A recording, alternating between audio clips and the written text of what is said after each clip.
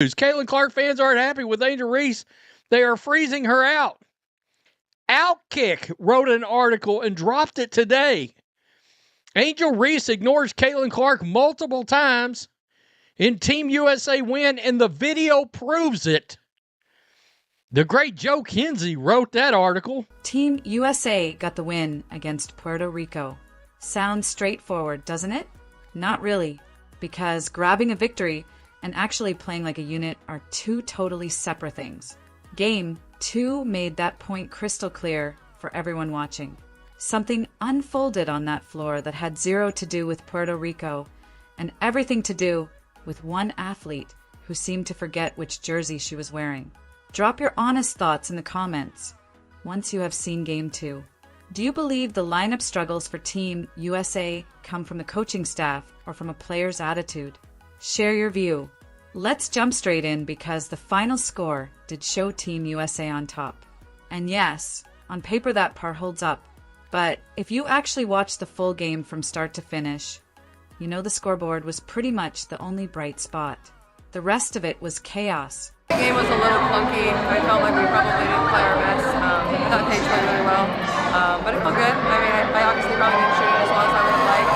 I think their zone kind of threw us off. I thought it kind of slowed down our pace a little bit. We didn't get as much in transition, so I think if like another team plays zone, just continue to play with a lot of pace and don't let them set these zones.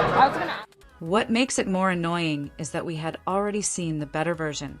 Game 1 showed us that game looked like real basketball, the kind where the ball flows. Every player stands where they belong, and the whole flow seems planned by someone who truly understands the sport. Caitlin Clark stepped in from the bench during Game 1 and got busy right away. She dropped 17 points and dished out 12 assists in just 19 minutes. Not 30, just 19. She was gliding around, reading the floor, and dropping passes exactly where they had to land, and the offense came alive thanks to her. The whole arena shifted in mood the moment she stepped on. You could sense it clearly. Teammates were getting open shots more easily. The tempo felt right. Choices were made quickly. It actually looked like Team USA out there. Then Game 2 showed up against Puerto Rico. Same event, played right after, sure, but Puerto Rico is hardly the top measuring stick for global play. That alone should not turn a roster of pros into a confused group. Yet, that is exactly the picture we got. The combinations on the court were not flowing. Passing looked totally off. Players were trying things that were nowhere near their strengths. And Caitlin Clark, who had just put in 19 minutes of Game 1 showing exactly why she belongs on this roster, was stuck standing on the floor, clapping her hands, asking for the ball, clapping, pleading for a pass. As the point guard meets envy, you get what you saw last night. Caitlin Clark being shunned out of the game, iced out of the game, ignored, teammates refusing to pass her the ball. We got Angel Reese taking it coast to coast, Caitlin Clark right next to her, refusing to give her the ball, going, pushing, giving it to Diarca Hamby, and the ball it's a turnover. What we saw yesterday was the definition of jealousy. Sit with that thought for a moment. There is a clip lasting 24 seconds floating around on social media right now. And if you haven't watched it yet, just the description tells you plenty. Puerto Rico takes a shot. The ball flies toward the rim. Caitlin Clark is right in the area, not running back, not out of place. She is standing right where the rebound is coming down. This is the moment when you want the rock in her hands. That is the obvious move. That is what truly fits the squad. Damn, says Caitlin, get the out my way. uses her right forearm to shield Caitlin from the ball like Caitlin's a defender, only to push the ball up herself. Caitlin says, oh, you got that? Oh, okay, my bad. My bad. I thought I was the point guard here, but you got that? Oh, okay. Okay. Hey, I didn't know. I thought we were on the same team, but you got that. You're right. You're the point forward. At least that's what your fans tell you. Oh, realizes we're not going anywhere. Angel Reese pulls down the rebound, which is exactly her assignment, and she handles it just fine. No issue with that part. But rather than turning right away to her point guard, who happens to be standing inches away, She takes off with the ball and almost knocks Caitlin Clark down on her way through.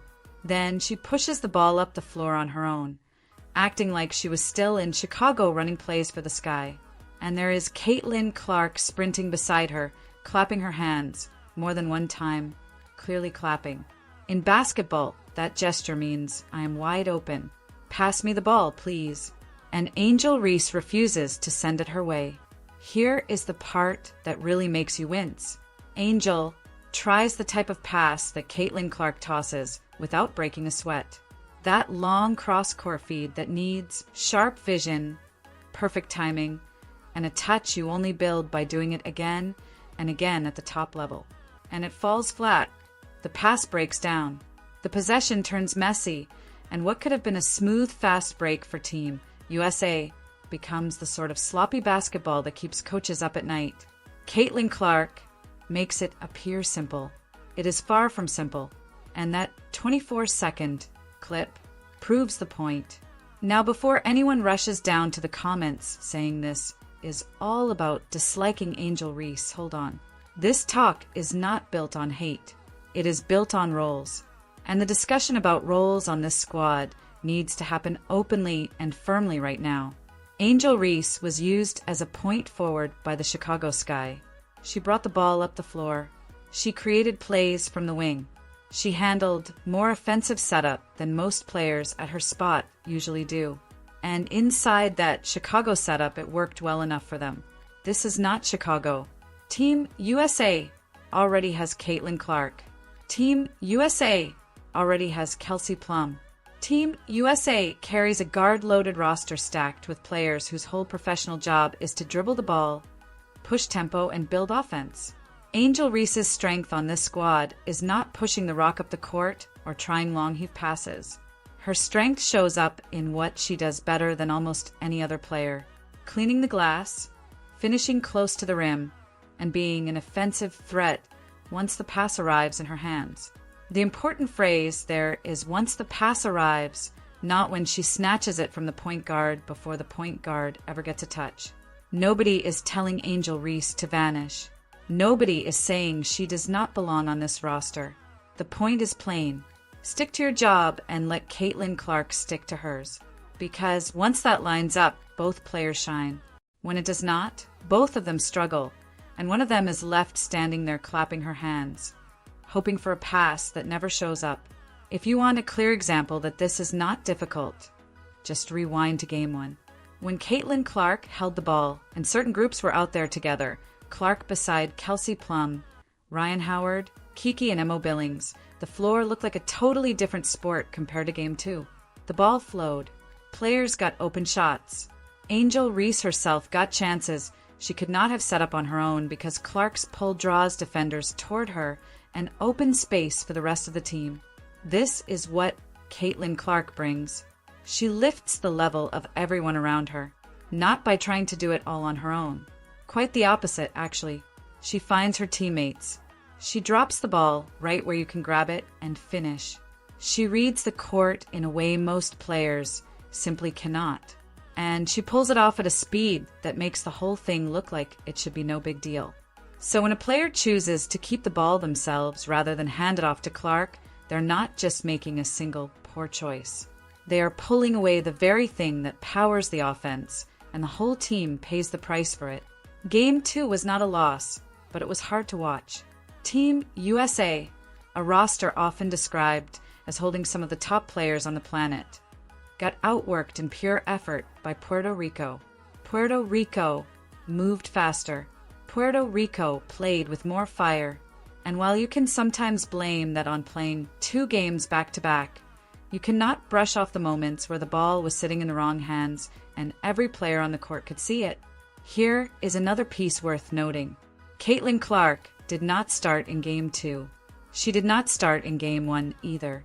And listen, there are real coaching reasons to test out lineups, particularly early in a tournament when you're still sorting out which groups click. Coach Cheryl Lawson said outright that she planned to keep adjusting, and that is reasonable. These players have not had much time as a unit. They flew to Miami for a few days, then headed to Puerto Rico, and were thrown straight into back-to-back games. But here is the catch about testing things out. When one group clearly outshines all the others, when one mix of players delivers smooth, flowing basketball that no other mix can match, at some stage, the testing stops and the commitment starts because tournament basketball will not pause while you figure it out. Chelsea Gray did not play sharp in Game 1. She did not play sharp in Game 2 either. There are valid reasons to give her time, and the coaching staff plainly believes in not benching players right after a slip. That is actually a fair stance. Pulling a player the moment after a turnover can shake their confidence. You hold off until a natural break in play or until something positive happens. Okay, but if Game 3 against Italy comes around and Caitlin Clark is still not in the starting 5 after what we all saw in Games 1 and 2, that would honestly be shocking. Not because she has somehow earned a guaranteed starting role. No one on this team is owed anything. It is because the proof is sitting right there. The eye test is sitting right there. The 24-second clip of her clapping for a ball that never came is sitting right there. At what stage does the proof get loud enough to actually be heard? Here is maybe the most curious and annoying piece of this whole story. Some of what fell apart in Game 2 was not only Angel Reese holding on to the ball. It was several players trying things that are simply not part of their toolkit and trying them in spots where those skills were not even needed. Full court passes that never landed. Ball handling on the break by players who are not ball handlers. Attempts to make plays in styles that work for Caitlin Clark because Caitlin Clark has spent her whole career building those abilities and that fall apart for players who have not. What you saw across more than one possession in Game 2 were players basically trying to copy what Caitlin Clark had done in Game 1. The passes, the speed, the playmaking.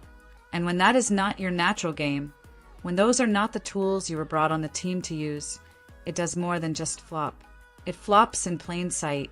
It flops in a way that drags the offense down, leaves your teammates puzzled, and hands the other team easy time to recover. Caitlin Clark makes the tough stuff look simple. That is both her best gift and somehow a problem because a few of her teammates watched her do it and thought, I can do that too. You cannot, or at least not at this stage. And a tournament against international rivals is not the place to start practicing it. This roster has real ability. That part is not up for debate. But ability on its own has never won anything in a team sport. Structure wins, roles win. Players who know their job and stick to their job win. For Team USA to actually look like what they are supposed to look like, a handful of things have to be true going into the Italy game and beyond. Caitlin Clark needs to be placed in the starting 5. Or at the very least, she needs to be handed the kind of steady, clearly outlined role that allows her to play without battling her own teammates for the rock. The offense actually looks like basketball when she is the one running it. That is not just a take. That is what played out in Game 1. Angel Reese needs to be used the right way. She is a real weapon on this roster.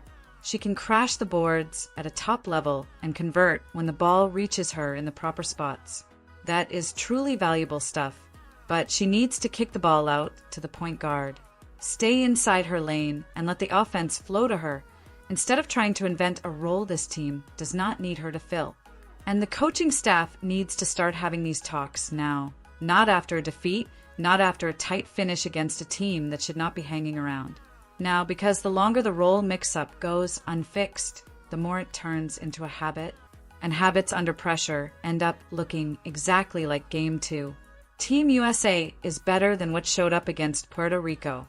But better must be proven on the floor, not just assumed in the locker room. Team USA holds all the talent you could ask for.